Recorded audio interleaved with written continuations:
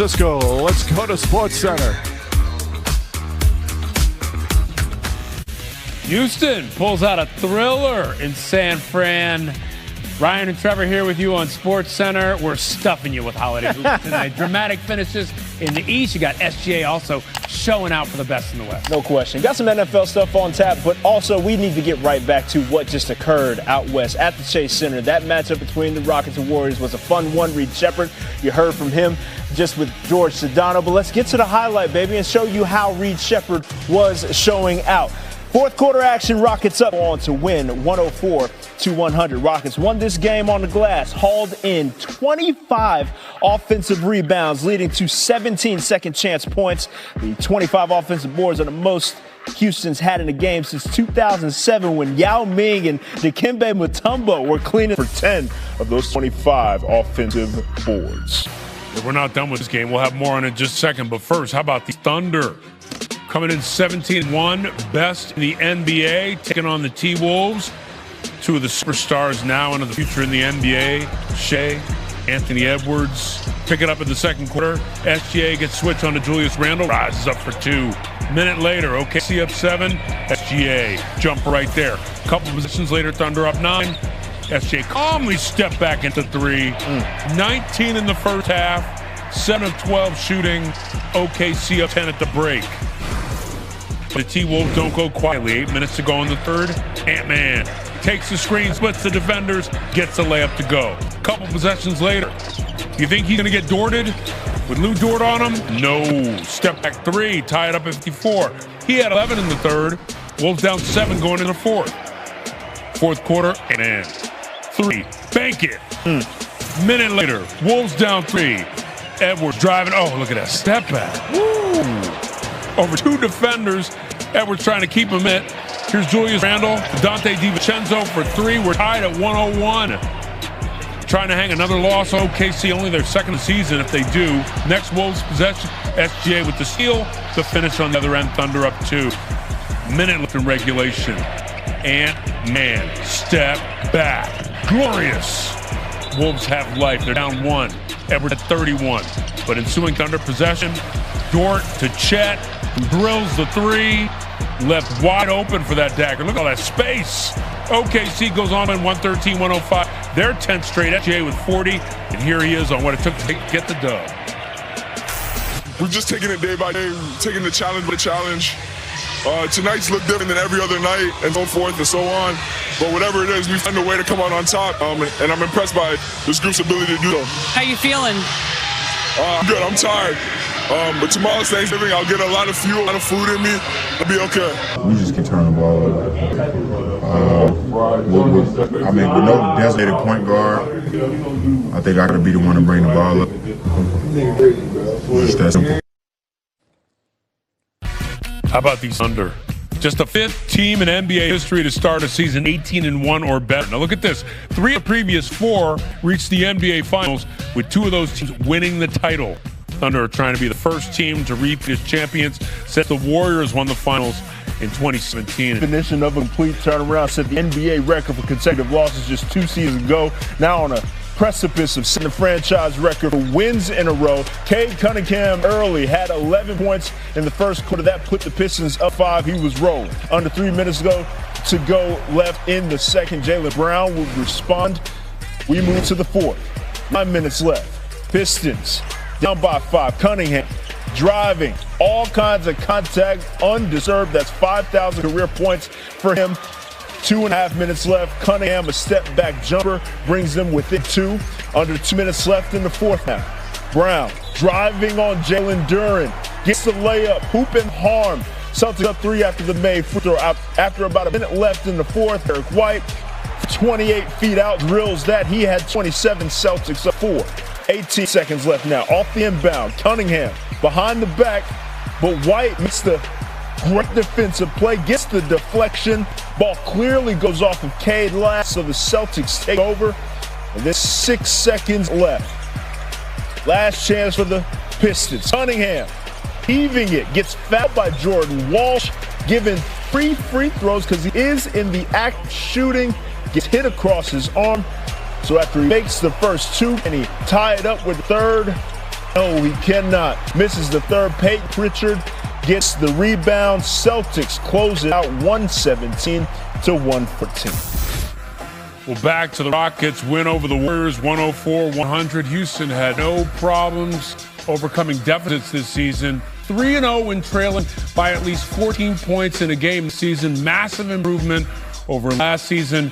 They went just 2-20 in that situation, and we are so pleased to be joined by Rocket star Alperen Şengün. Alperen, we just talked about how you've overcome this 14-point deficit. How did you do that, especially against a Warriors team that seemed like they were on a mission to get the dub? Man, we were in the board. We were crushing every time, and I think that was the bring us the game, and we did pretty good job in defense. Got encouraged tonight, too. I think defense and crushing the board was the game tonight, man. Especially on the offensive end when it comes to crashing those boards. 25 offensive rebounds, most y'all have had in the game since 2007. Yeah. Alperen, how does that help you get those extra possessions, especially when shots aren't falling the way you may want them to? I mean, their center is Diamond, and he helps a lot in defense, and we get advantage over there. And Clint was on the board every time a man was in the board. I was in the board, so just it wasn't a really good day for us to making shots. So we just grabbed the rebounds and tried to find the second chance points. You got Kevin out for 2 straight games, and this is now your second straight win without him. We know he's your bellwether scorer. So how have you guys communicated and figured out how you step up in his absence as he leaves such a big void offensively, especially? Man, we have a deep team. Anybody can play basketball in here. Aaron being out for weeks, he just come back and play hell of a defense, great offense, makes the shots, play confidence. Anybody. So we don't look up to who's out, who's in, and we just play basketball and play hard. That's the role. That's the rule for us. Listen, man, the identity is certainly solid, and as you got a little bit of a break here before Sunday's tilt against the Utah Jazz, are you doing anything for Thanksgiving to settle in and have a little grub, maybe? I mean, I just moved to a new house, so, I'm just trying to settle into my house, but for sure we're going to have some dinners with my friend. Okay, give us an example of the menu. Tell us the menu. Oh, I have Turkish chef. So my girlfriend is American. My family is not here right now, but she got for us something for sure. What Turkish chef? A little chef. Taste of home. I ain't mad at it, Alperen. Man, you guys gotta try. You guys gotta try Turkish food. You have a recommendation? Wait, with just one quick dish. You got a recommendation for a dish for? Yeah, please. Okay, let me see. Döner is really good. Yes. But döner, yeah, like how I will explain. Maybe I would say moussaka. Moussaka is really good too. It's a little bit like eggplants, a little bit of meat, like potato, pepper, everything in it is really good. Oh yeah. Me and Ryan were talking all day long about just what we're gonna put together on the menu, so that you just added to it. We appreciate that recommendation and the time, Alperen Şengün. Best of luck and stay healthy the rest of the week. Warriors fans, sit down, lock in, and get ready. Because what we are talking about today cuts right to the core of everything Golden State has been struggling with this season. It's not just about losses. It's not just about inconsistency. It's not about injuries alone. It's about something deeper, something structural, something tied to the identity of this franchise. And Steve Kerr just revealed a truth that every Warriors fan needs to hear. Something has changed in Jimmy Butler's game. And what's behind that change goes straight back to Stephen Curry. Tonight, we're breaking down exactly what Kerr said, why it matters, and why this may be the key to the Warriors turning their season around.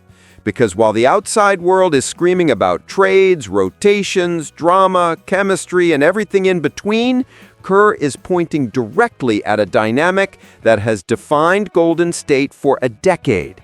And if this issue gets fixed, the Warriors still have a path to rise again. The season started like a dream. The Warriors looked sharp, dangerous, experienced, composed. They looked like a team that could shock the league, push back against the trend of youth taking over the West, and force themselves back into the conversation of contenders. But then, reality hit. Injuries hit. Suspensions hit. Chemistry issues with Jonathan Kuminga hit. And far too many losses came from teams the Warriors had no business losing to. They lost to Milwaukee without Giannis. They lost to Indiana without their full squad. They lost to Portland in a game where they looked flat and overwhelmed. All of this exposed cracks the team could no longer hide. But the biggest revelation came from Steve Kerr himself. He pointed out that the Warriors haven't just lost games. They've lost the one thing that used to separate them from every other team in the league: stability when Stephen Curry is off the floor. And this is where Jimmy Butler enters the story. When the Warriors acquired Jimmy Butler, Steve Kerr believed he finally had what every coach in the NBA dreams of: a player who could run the offense, anchor the second unit, manufacture shots for himself and others, and slow the game down with elite decision-making when Curry sat. For years, Golden State lived and died by the Curry minutes. Last season, Butler helped erase that weakness. With Butler running the second unit, the Warriors became one of the rare teams that could survive, even thrive, without Curry in the game. It was a luxury, it was a weapon, and it was a reason Golden State looked like a problem for the rest of the league. But this season, Kerr says that dynamic has disappeared. When we got Jimmy, we were really good in the non-Steph minutes. We haven't been as good this season. We haven't found our rhythm with the second unit around Jimmy. You can play through him at any time, whether Steph's on the floor or not. That is a powerful statement. Kerr isn't talking about talent. He isn't talking about hustle. He isn't talking about conditioning. He's talking about rhythm, function, continuity, and identity. He believed Jimmy could carry the second unit, but this season, Butler hasn't been the same anchor. And when Curry sits, the drop-off has become alarming. Let's put the numbers in perspective because they tell the story loud and clear. With Curry on the floor, the Warriors post a positive net rating of 1.72. That means they outplay opponents, maintain control, and function like a competitive team. But the moment Curry sits, that number doesn't just shrink, it crashes into the negative. Golden State falls to minus 0.40 in non-Curry minutes. And the shooting? It completely collapses. From nearly 40% shooting from three with Curry on the floor to barely 33% when he sits. This is not normal. This is not sustainable. And this is exactly why the Warriors are hovering in play-in territory. But here's the part that fans need to understand. Last season, the Warriors thrived in the same situation. When Jimmy Butler was on the floor without Curry, Golden State posted a 13.12 net rating. That is elite. That is contender-level production. That's the kind of second-unit dominance that wins playoff games and decides tight regular season battles. This season, that number has fallen to 5.67. Still positive, but nowhere near the force it was supposed to be. So what happened? Why is Butler less impactful? Why is the second unit struggling? And how is this tied to Stephen Curry? Kerr explained that the second unit around Butler simply hasn't found its rhythm. Shot makers aren't hitting shots. Role players aren't spacing the floor properly. Movement isn't as sharp. Defenses are collapsing into the paint because there's no Curry gravity to stretch them out. And most importantly, Butler hasn't been able to put his stamp on the offense in those minutes. He's not playing with the same decisiveness, the same trust, the same flow. The ball is sticking more. The movement is dying earlier in possessions, and the Warriors look predictable instead of dynamic. But here's where context matters. Butler has been injured, in and out of the lineup, never able to build chemistry with a consistent second-unit group. The rotations have been disrupted. Kuminga's situation has added tension. Podziemski has been shuffled between lineups. Klay Thompson has had inconsistent stretches.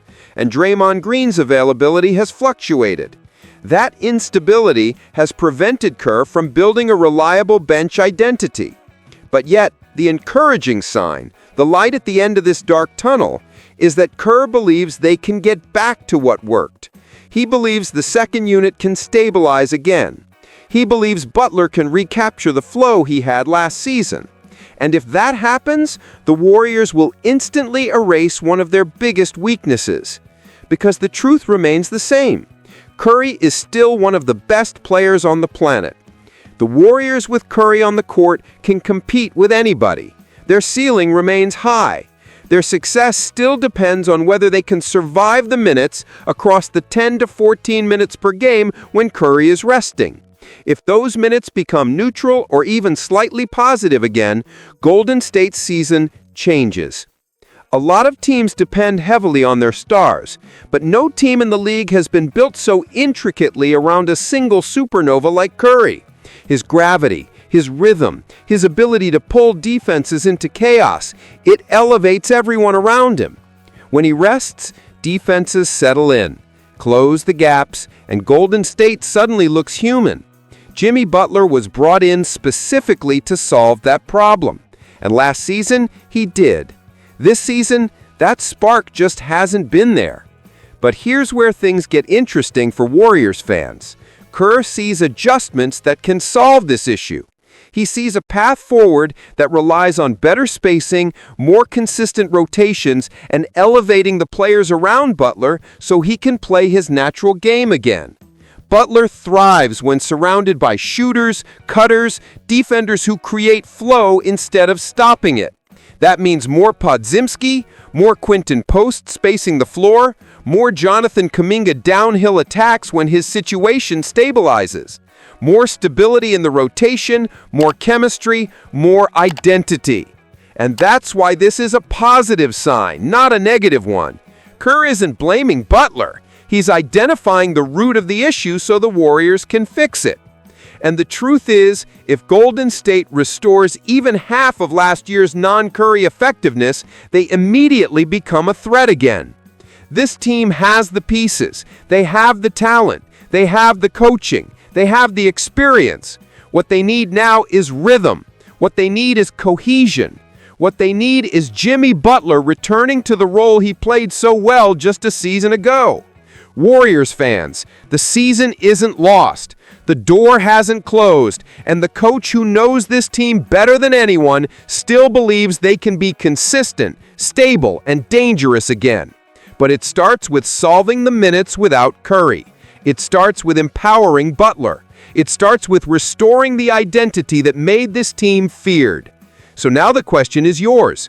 Do you believe Jimmy Butler will regain that impact? Do you think the Warriors can stabilize the second unit and climb the standings again? And what changes would you make to maximize the non-Curry minutes? Let me know your thoughts in the comments. Make sure to hit that like button, share your opinion, and subscribe to Warriors Nation News for more analysis, reactions, and updates on everything Golden State Warriors. The season is still alive, and the Warriors still control their destiny.